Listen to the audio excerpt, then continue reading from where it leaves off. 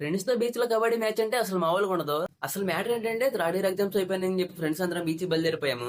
ఉట్టి చేతితో ఏం బాగుంటుంది అని చెప్పి మన మటన్ కొట్టి మస్తాన్ దగ్గరికి వెళ్ళి చికెన్ కొట్టి తీసుకొచ్చేసారు.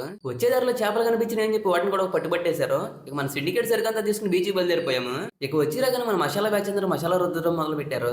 ఆల్ ఇండియా కుక్కర్స్ ఇద్దరు కుకింగ్ లో బిజీ అయిపోయారు. ఇంతకీ వంట ఎలా చేస్తున్నారంటే అమ్మ చేతి వంటలా కమ్మగా చేస్తున్నామని చెప్పారు. బ్యాచ్ లో ఇద్దరు చేసే వాళ్ళు ఉంటే 10 మంది తినేవాళ్ళు ఉంటారు. వీళ్ళందరూ కష్టపడి వంట వండుతుంటే మిగతా వాళ్ళందరూ బీచ్ లో చిల్ అవుతున్నారు. చిల్ అయిన జాల్లో తినడానికి రంటారంటే ఏం మొహమాటం లేకుండా ప్రశాంతంగా వచ్చి కూర్చున్నారు. చేసిన విందంతా ఆరగించి మళ్ళీ బీచ్ కి వెళ్ళిపోయాము. అలా కొంతసేపు వాలీబాల్ ఆడి కబడ్డీ మ్యాచ్ స్టార్ట్ చేసేసారు.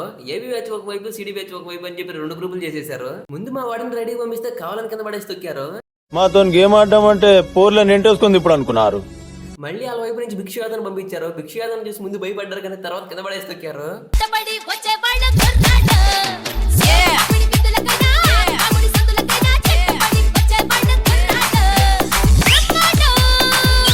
మాతో పాటు మీరు ఎంజాయ్ చేస్తుంటే సబ్స్క్రైబ్ అండ్ ఫాలో మాత్రం మర్చిపోకండి. ఉంటా బాయ్.